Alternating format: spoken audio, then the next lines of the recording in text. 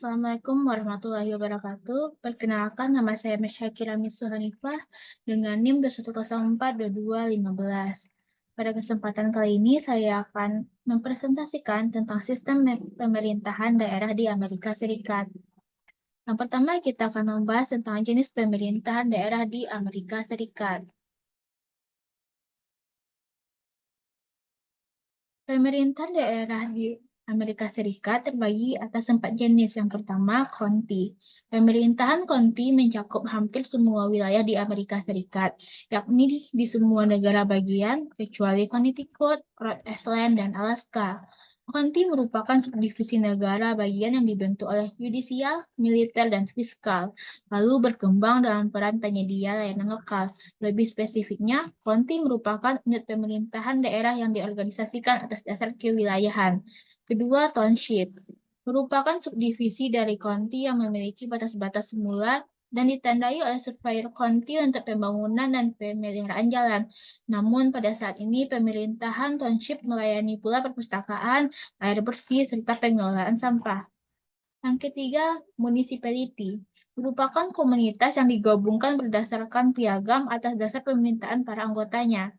Wilayah dengan populasi dan kepadatan yang memadai diizinkan memperoleh status ini melalui prosedur voting seperti apabila wilayah yang lebih kecil disebut dengan village atau town, serta pada wilayah yang lebih besar disebut dengan city. Yang keempat, special district.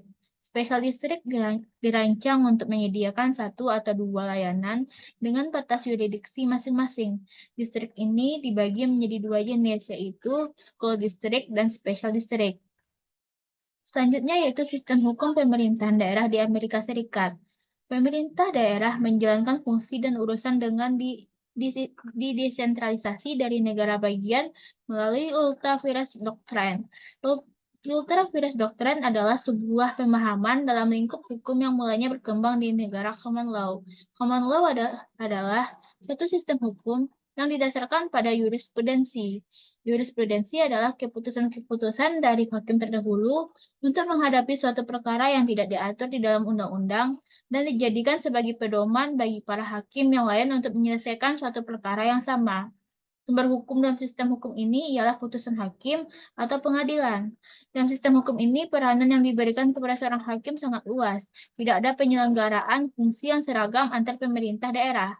Setiap otoritas wilayah memiliki fungsinya masing-masing sesuai dengan kebutuhan keadaan dan tuntutan masyarakat akan layanan publiknya. Selanjutnya yaitu kita akan membahas tentang sumber keuangan pemerintahan daerah di Amerika Serikat. Adapun sumber keuangan sistem pemerintah daerah di Amerika Serikat menurut Norton pada tahun 1994 yaitu pembiayaan atas penyelenggaraan pemerintahan daerah di Amerika Serikat dapat dibedakan dalam 3 jenis. Yang pertama, local tax atau pajak daerah. Yang kedua, bantuan pemerintahan atasan. Dan yang ketiga, pinjaman. Selanjutnya itu kita akan membahas tentang pemerintah kota di Amerika Serikat.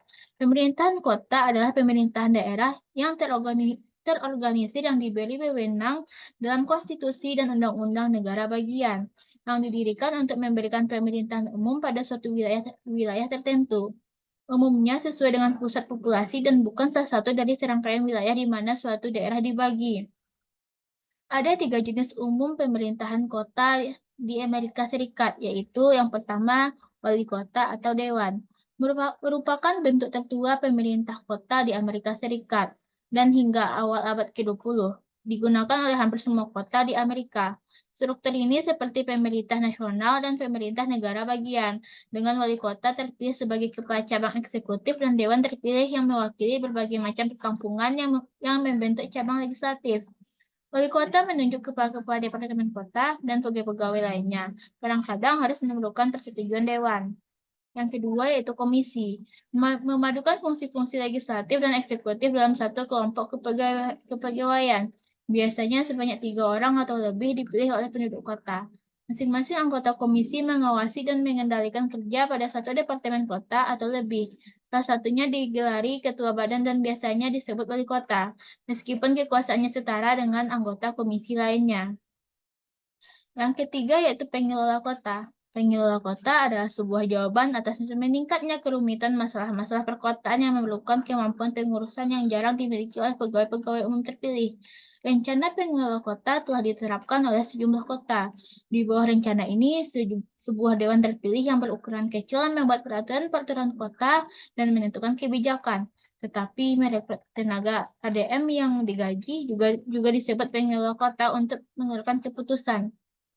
Selanjutnya itu kita akan membahas tentang hubungan pemerintah pusat dan daerah di Amerika Serikat.